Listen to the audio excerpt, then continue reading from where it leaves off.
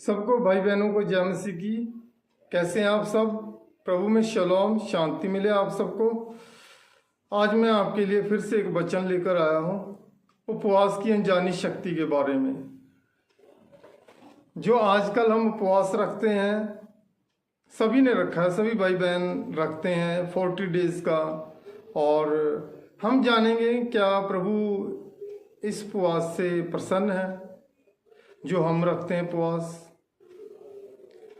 और अगर परमेश्वर खुश है तो कितना खुश है हमसे, या हम जानते हैं कि हमारा उपवास कैसा है जो आजकल हम उपवास रखते हैं।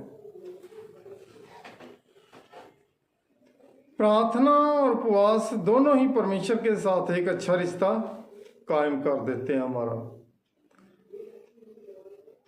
पहले हम नई सृष्टि बने और आत्मिक बने, फिर हम उपवास रखें और जैसा परमेश्वर की इच्छा हो वैसा रखें। अगर परमेश्वर आपसे कहे कि आप उपवास में जाएं तो आप जाएं। यदि आपको परमेश्वर नहीं बोलता तो आप उपवास में ना जाएं, इससे कोई फायदा नहीं है। क्योंकि जब तक परमेश्वर ना आज्ञा दे, जब तक ऊपर से ना मिले, तब तक आपको कोई फायदा या कोई भी इसका बेनिफिट नहीं है। पूर्ण उपवास क्या है? पूर्ण उपवास क्या है? पूरी रीति से अपने आप को परमेश्वर को दे देना। उपवास में परमेश्वर के समीप जाना और अपने आप को सब वस्तुओं से दूर रखना। भूखा प्यासा ये एक अलग बात है। पवित्रता ही में बने रहना है आपने, पवित्र शुद्धता में बने रहना है। जैसे एस्तर का हम वचन पढ़ते हैं, उसमें 4 अध्याय उसकी 15 और 16 आयत पढ़ेंगे। मैं आपको पढ़ के सुनाता हूँ। उसमें लिखा है कि एस्तर ने मोर्दकै को और शूशन के पास, यहूदियों के पास भेजा कि जाकर एक यहूदियों को इकट्ठा करो और उन्हें बोलो कि उपवास रखें सभी, और मैं भी कहती उपवास रखूंगी अपनी सहेलियों के साथ, और ना उसमें कुछ खाऊंगी ना मैं पीऊंगी। ऐसा उपवास। और उस उपवास की पावर से पता क्या हुआ? उस उपवास की पावर से मोर्दकै को जो फांसी लगनी थी वो डिलेट होगी, वो खत्म होगी। ऐसी पावर, समर्थ उपवास की। और ऐसे ही अगर 58 यशाया पढ़ते हैं, उसमें हम देखते हैं परमेश्वर किस उपवास से खुश होता है आपसे। अगर हम 58 यशाया पढ़ते हैं 5 अध्याय, उसमें लिखा है जिस उपवास से मैं प्रसन्न होता हूँ, अर्थात जिससे मनुष्य समय को दीन करे। परमेश्वर कहता है मैं जिस उपवास से मैं प्रसन्न होता हूँ, मनुष्य क्या करे? अपने आप को दीन कर ले, नम्र कर ले। ऐसा उपवास। और कहते हैं जिस उपवास से मैं प्रसन्न होता हूँ वह क्या यह नहीं कि अन्याय से बनाए हुए दासों और अंधेर का सहने वालों का जुआ तोड़कर उनको छुड़ा लेना और सब जुओं को टुकड़े टुकड़े कर देना। क्या वह यह नहीं है कि अपनी रोटी भूखों को बांट देना? जो अपनी रोटी क्या है? भूखों को बांट देना। और कहते हैं अनाथ और सारे मारे मारे फिरते हुओं को अपने घर ले आना और उन्हें वस्त्र देना। जो नंगे हैं उन्हें वस्त्र देना। किसी भी और अन्य जाति भाइयों से अपने को ना छिपाना। परमेश्वर कहता मैं ऐसे उपवास से क्या हूँ? प्रसन्न हूँ। तब तेरा प्रकाश पो फटने के समान होगा, चमकेगा और तू शीघ्र चंगा हो जाएगा।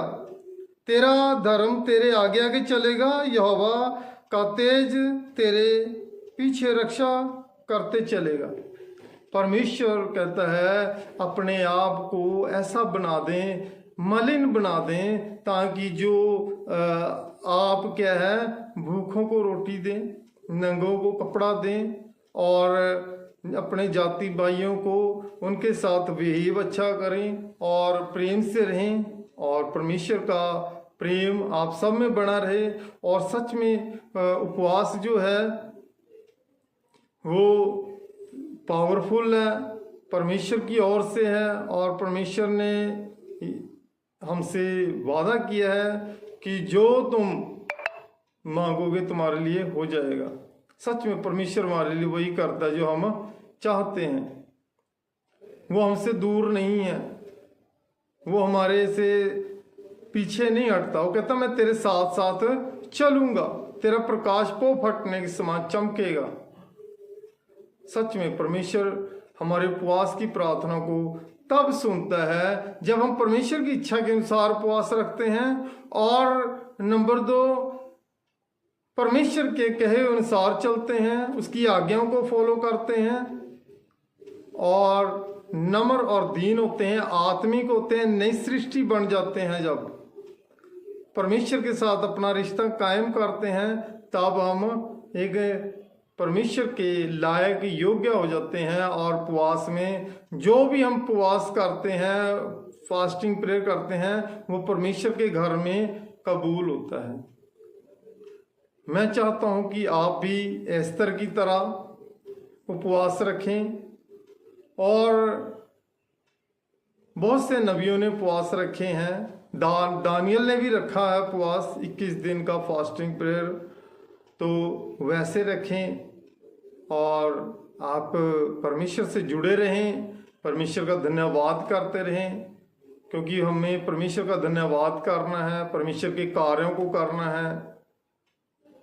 और प्रभु आपको बहुत आशीष दे इन वचनों के साथ, आपके जीवन में बड़ी कृपा करे। जिस उपवास से परमेश्वर प्रसन्न होता है आप वैसा उपवास रखें, नम्र और दीन हो जाएं अपने जीवन में, और प्रभु में चलते रहें। प्रभु आपको बहुत आशीष दे। और मैं आपके लिए प्रार्थना करता हूं ताकि जब आपने उपवास रखा है इन दिनों में, आपको परमेश्वर उस उपवास में बहुत शक्ति दे, और आपके जो विषय हैं प्रभु आपके विषयों को पूरा करे, और आपके जीवन में परमेश्वर आशीष करे आपको उन वचनों के साथ। और ये हम प्रार्थना करें उपवास के लिए, जितने भाई बहनों ने उपवास रखा है सबके जीवनों में बड़ी आशीष करे परमेश्वर, और प्रभु सबकी प्रभु जरूरतों को पूरा करे। आइए प्रार्थना करें। महान पिता परमेश्वर, सर्वशक्तिमान परमेश्वर, प्रभु तेरे बेटियां बेटियों ने जितनों ने भी वचन सुना आज उपवास के बारे में, प्रभु मुझे विश्वास है प्रभु सभी भाई बहन प्रभु इन वचनों के अनुसार प्रभु अपने जीवन को बदलें, और अपने जिस उपवास से प्रभु आप खुश होते हैं उस तरह का उपवास तेरी इच्छा के अनुसार चले, तेरी आज्ञा के अनुसार चले प्रभु। इनके जीवनों को पूरी तरह से बदलें अपने तरीके से प्रभु यीशु नासरी। और महान पिता परमेश्वर इनके उपवास हैं जो प्रभु जिस विषय के बारे में है वो प्रभु इनके जीवन में पूरा करें प्रभु। जिनकी प्रभु संगति है प्रभु महान पिता परमेश्वर, कलीसिया है प्रभु, उनको भी आशीष दें प्रभु महान पिता परमेश्वर। जो अपनी मिनिस्ट्री चला रहे हैं उनके साथ प्रभु महान पिता परमेश्वर। जो प्रभु तेरी सेवकाई में लगे हैं प्रभु, तेरे दास दासी हैं प्रभु, उन पर तेरी आशीष प्रभु। और उपवास के सहित प्रभु जब वो प्रार्थना करते हैं उनके जीवनों में बड़ी आशीष मिले प्रभु। अब तेरी प्यारी आंखें हम पर सब पर लग जाएं, जितने भाई बहन प्रभु इस वचनों को आज की प्रार्थना को सुनते हैं सब पर तेरी दया बनी रहे प्रभु। यीशु के समर्थी लहू में इनके को ढांप देता हे मेरे पिता परमेश्वर, दया कर रहम कर। यीशु के समर्थी और मीठे मधुर प्यारे नाम मांगता, आमीन आमीन आमीन। हालेलुया। प्रभु यीशु आप सबको बड़ी आशीष दे। God bless you.